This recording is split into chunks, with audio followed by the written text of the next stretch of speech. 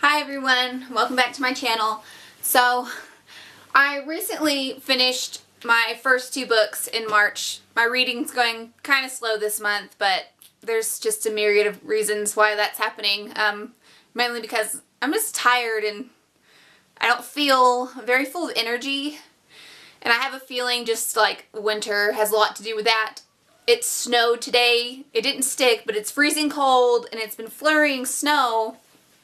And it's March, and that kind of has me down. Even though I expected it, and I know that was going to happen, and it's not going to suddenly turn 65 degrees and sunny in March, I still wish that it would. And I feel like I'm severely lacking from some vitamin D. And that's just contributed to like low feelings and low energy. But I finished two books so far, and I like them both so much. I gave them both 5 stars. And I like them both so much that I really just wanted to talk about them and just tell you how I felt about them and what I liked and what not. But the first book that I read so far this month was Salem's Lot by Stephen King. And this was the first book I read this month. And oh my gosh, I gave this 5 stars. I already said that, but I gave it 5 stars. I have like not as much experience with reading Stephen King. I've read a few of his books, but I have by no means, getting tongue-tied here. I have by no means read even a majority or half, or probably not even a quarter of his books. I've only read a pretty small sample of his books. But I didn't know what to expect from this. I picked it up just on a whim, just because the description in this front cover here kind of drew me in and described it as very creepy and thriller-like, and so I was like, you know, I'll give it a shot because I'm always looking to get a little scared and creeped out. And I did just finish The Shining in February, so I want to try to maybe read one of his books a month and try to read more of it, because if anyone's going to scare me, it's probably going to be Stephen King. Which Pet Sematary, by the way, I read that when I was a teenager, and I still think that's like one of the scariest books I've ever read. But, so what this book is about is basically vampires. And so I really went into this with a lot of hesitation, mainly because I didn't think a book about vampires could be that scary. Vampires have never scared me. Maybe it's just all the portrayals I've seen of them, you know, as being violent but still human-like. And you're able to sympathize with them and like fall in love with them and get along with them. Maybe that's too much Sookie Stackhouse stuff that I'm thinking of here. And then like movies like Interview with a Vampire, you feel sympathy for them. So I wasn't sure how scary this could be, but I should have known that Stephen King would not make vampires anything less than terrifying. He would not make them cuddly or relatable in any way or form whatsoever.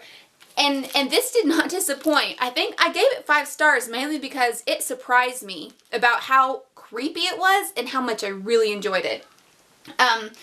So I don't want to give away too much, and I'm not sure the etiquette on spoilers and what exactly constitutes a spoiler, but so this is about vampires in a small northeast town. He usually writes about where he's from, so Maine, maybe, I can't remember the exact location, but so it takes place there, and what I like about it is it flips back and forth between a lot of characters, but you don't feel really lost. He gives you so many characters in this book that you're reading the perspective from, but I never felt lost, even though there were so many. You know, at some points I was like, whoa, who is this? Who is this again? But then I would read it a few paragraphs in, and I would, oh, I remember now. And it was never a problem. And he did that somehow fantastically. I know other authors are not as successful with that. They give you way too many characters and you can't keep up with them all.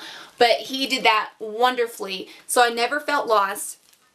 And, I mean, it didn't take very long to get pretty creepy and sort of like, what's going on here? What exactly is happening in this town? What has come to town? And also, just his vampires were so scary. I was scared. I was creeped out. I read this at one point in the middle of the day. My kids had gone out to play. It was a fairly sunny day, and I was sitting in the living room by myself reading this book, and I was feeling creeped out. I was feeling pretty creeped out, and I was like, wow, vampires. A vampire book is making me feel pretty creeped out. I will say that I liked this and thought it was creepier and scarier than The Shining. I read The Shining last month, and that one was pretty creepy. I liked it. It was creepy. I really enjoyed the book. This one, though, was a little bit better. It creeped me out more. It scared me more. Maybe because it had more of that demonic, supernatural element to it, which The Shining does. You know, it's about a haunted hotel and ghosts, and they're like evil. But maybe, too, it's because you don't really... I don't know how to say this without giving stuff away. In this book, you get to see the evil and the blackness and just the demonic stuff. I felt had more of a presence in this book, which never fails to really creep me out and scare me. So, all in all, I really love this book. I highly recommend it if you're looking to read some Stephen King, and like me, maybe you don't have as much experience with him. I really enjoyed this, and if you have a fascination with vampires and like reading about them or watching stuff about them, then I would definitely pick this up. I almost dropped it. Alright, and the book that I just finished that I want to talk about is The Family Romanov by Candace Fleming.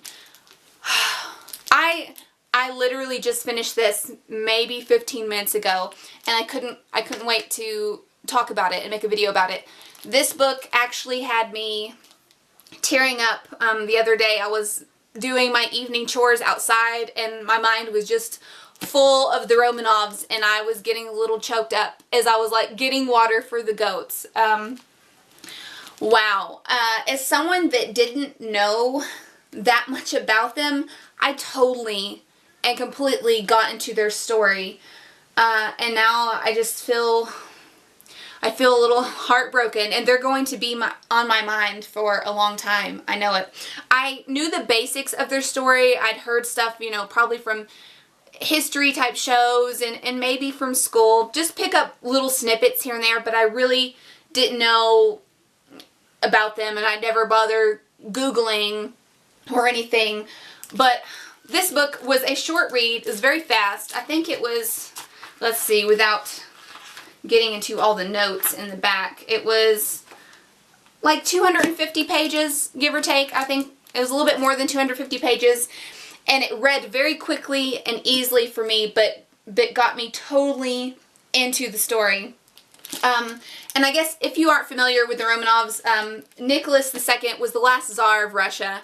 And the Romanovs, that was his family, his wife, and his 4 daughters and 1 son. So they were the last, like, royal family in Russia, and then they were, I don't know, what's the word for it? Now I can't remember the word, and I just read the book.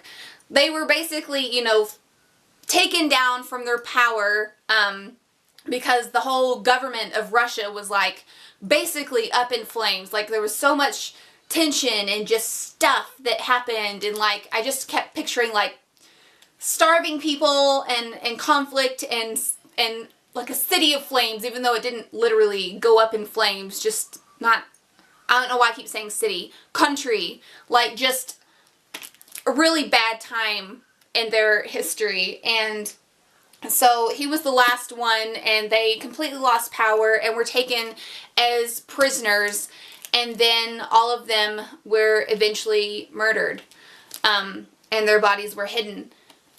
And I should have known it would be sad because children were killed, and I think what makes this worse and more emotional for me is the fact that it really happened. Like, I'm reading through the whole book, and I know what's coming. And I don't know why I'm getting upset right now. This just really affected me. And I did not know I was going to feel this way.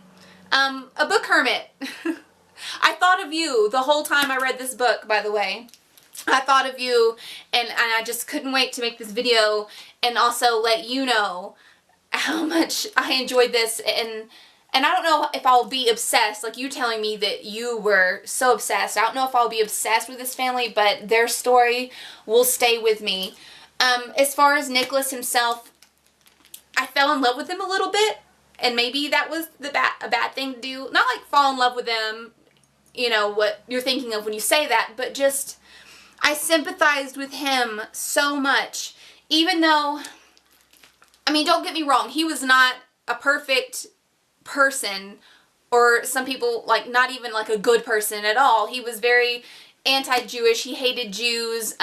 He sort of just stuck his head in the sand and didn't pay attention to his people and really seemed to care. Although I feel like he was really capable of caring. If people had been put in front of him, if the problems of his country had been put directly in front of him, and he'd been shown starving children, you know, I feel like him as a person, he would have taken immediate action. I don't feel like he was like an Adolf Hitler type person. And this book really gave me a lot of sympathy for him and his family. Just seeing the letters and things he would write back and forth between him and his wife, and their love they had for each other and for their children, just made me so sympathetic to them. And he just seems like a man. He never should have been in charge of a country. He was not built to be a king or an emperor of any sort and be in charge. He really seemed like someone that just didn't want that responsibility. He just wanted to be with his family and spend time with his family. And it almost seems like at one point in the history when they were prisoners, that it seemed like his life was even better. You know, once the power was taken away and he was a prisoner and forced to spend time with only his family, it seemed like that could almost be, other than the prisoner part in the back of their minds, that was probably a really happy time for them. Just to be together and love each other. And I ended up just walking away, and I just feel so sad. This was a real thing, and it happened. I'm going to get emotional again, so I'm going to need to stop talking about this book. But if you like history, if you're interested at all in Russian history, and I didn't think I really was, I mean, no, like, offense or anything, it's just you can only be interested in so many things. But I definitely learned a lot in a short amount of time. I don't know the ins and outs of Russian government and history now, but I know so much more than I did, and I'm so glad that I picked up this book and read it and got to know this family through the letters and things in this book and just eyewitness accounts. And also a neat thing about this book that the author included was there's letters throughout the chapters from pheasants, like from their perspective, and things they would write down in their diary. So you really get both sides of what's happening in this time period and how hard it was then. So I highly recommend this book. I gave it 5 glowing stars. I do, like, just recommend that you read it if you're interested at all or curious. I mean, it's not gonna hurt. It's a short book, it's a fast read, and it's really interesting for being nonfiction history.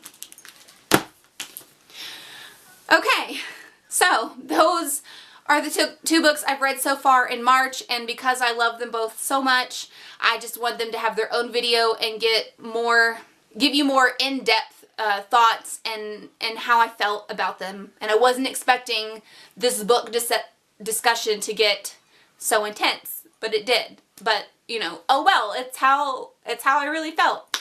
So, I hope you guys enjoyed watching, and if you've read either of these 2 books, please do tell me below. Comment and tell me what you thought about them. I so want to know. So yeah, I again hope you guys enjoyed watching, and if you like my book videos at all, just give it a thumbs up and subscribe if you want to see more, and I will talk to you guys again soon.